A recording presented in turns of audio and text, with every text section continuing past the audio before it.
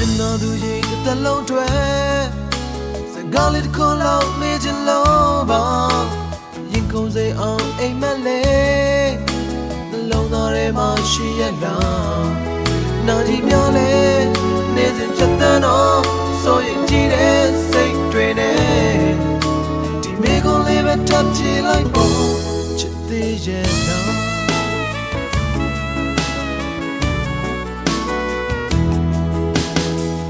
ဆိုတော့ဘယ်ကြောင့်လဲ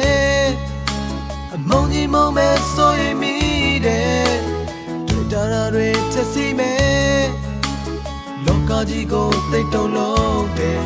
ချင်နာချင်များနေစဉ်တို့ပြီးတော့ရိုးလို့တော့မလားဆိုရင်ငယ်ဒီမေကုန်လေးပဲထပ်ချင်လိုက်ဖို့ချစ်သေးရဲ့လား Oh oh oh yeah ချစ်သေးလား